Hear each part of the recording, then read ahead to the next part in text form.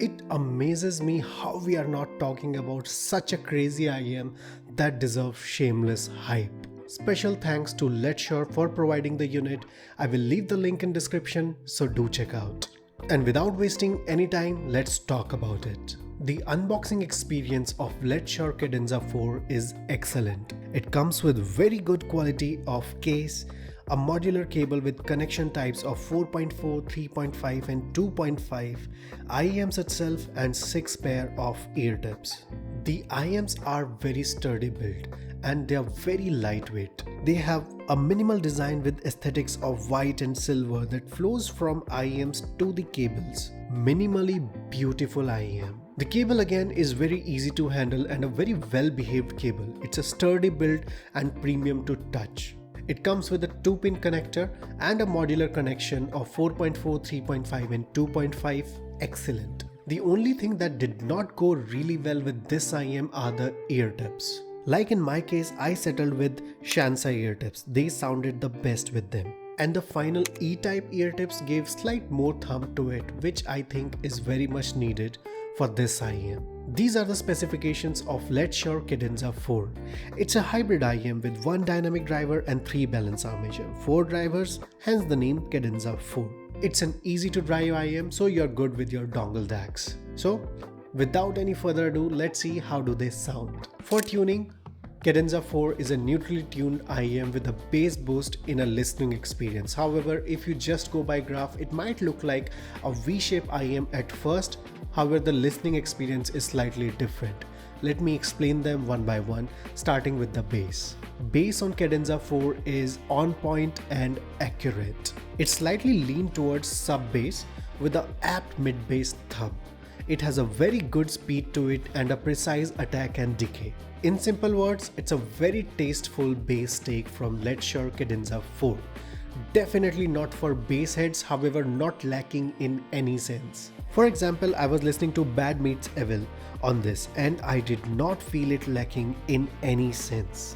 Mid-range is the star of the show here, on spot.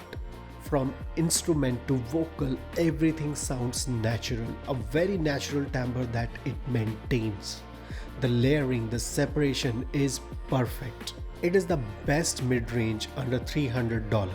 It is clean, it is open, it is well separated, excellent. If you listen to a lot of mids focused music, this is definitely an IEM for you. For example, I was listening to Rocketeers by Faris Movements and the song has some fantastic and busy mid-range and Cadenza 4 nailed it. I liked the mid-range so much that I was watching Bohemian Rhapsody the movie and I did put it on Cadenza 4. Quite an experience. Treble on Cadenza 4 is sparkly and crisp. It is never harsh or fatiguing. However, according to me, a tad bit more air or a tad bit more openness would have been nice. The treble has a nice texture, there's no hint of sibilance as well, and it carries a fair bit of details as well. If I talk about technicalities, Cadenza 4 is again an excellent IEM. It has a very good resolution with good level of details and amazing texture throughout the ranges. Sound staging is holographic and open with a very precise imaging. Layering and separation is on spot. Dynamic range is perfectly catered as well. Overall, a very excellent take in technicalities as well from Cadenza 4. Let's compare this with the competition and the competition around the similar price range. Let's compare this with Ziigaat Arcadia and Kiwi KE4. And since I lagged it so much, let's do a heads-on with one of my favorites, Blessing 3. Well, both Ziigaat Arcadia and Kiwi KE4, in fact, let's add a full P7 as well in this comparison. I would say all takes a lead in terms of bass when compared to Cadenza 4. Cadenza 4 is slightly leaner presentation in comparison and in general people would be pleased with the other 3 rather than the Cadenza 4 in terms of bass. However, if I talk about mids, Kiwi KE4 and Cadenza 4 goes hand in hand when it compares to the mid-range with a very natural mid-range. It's a point of preference. I personally find Cadenza 4 is slightly better than Kiwi's KE4, slightly more open. For treble, I would say P7 and Cadenza 4 are better.